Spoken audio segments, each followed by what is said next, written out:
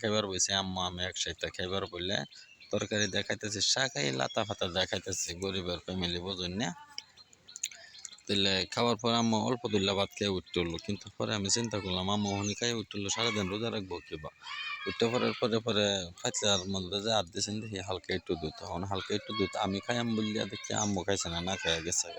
পরে আমি খাইতেছি আর চিন্তা করতেছি যে আম্মু যে গেল সারাদিন যে রোজাটা থাকবো খুব কষ্ট হইব। আচ্ছা পরে লাতা ফাতা খাওয়ার পরে আমি মনে করেন দুধটা দুইলা বেসাই ভাত মা খাইলাম, অল্প দুধ পরে আসছি হুন্না করে মা খাইলাম একটা মিডের ফাড়ি দেখাই মায়া হাইরে দুইলা ভাত খাইলাম। খাইয়া হাইরে আর দুধের ভাত দুইলা আম্মুর লেগে লইয়া গেলাম, আমিও দুইলা কম খাইলাম। লইয়া গেলে গিয়ে হাইরে দেখি আম্মু পান খাইতেছে, পান খাওয়ার পরে আম্মু কেড়ে আনছিস কি আমাকে তুমি খাইয়ালো। পরে আম্মু রান্না করছে না কুলি টুলি করে পরে দুধের ভাতটি খাইলো। তেলিয়ান থেকে চিন্তা করলাম আম্মা দুধের ভাতটি না খাইতে তো আম্মু রোজা অবশ্যই রাখতো, কিন্তু সারাদিন কষ্ট হইতো। তো এরকম কিছু বলতে রুড়ে আসলে আমরা সবসময় একটু ধ্যান খেয়াল নেওয়া উচিত, যে তো রমজান মাস সকলের মা বাবা হয়তো কেউ আছে কেউ নাই, সকলে একটু ধ্যান খেয়াল নেবেন। হয়তো আইনের মুখের দিকে তাকায় আইনের সন্তানের দিকে তাকায় মা বাবা কিন্তু অনেক কিছু খামা, কিন্তু এটা আসলে আইনে আমার এটা একটু খোঁজ খবর নেওয়া উচিত, নাইলে আমার মা কিন্তু অনেক কষ্ট করতো।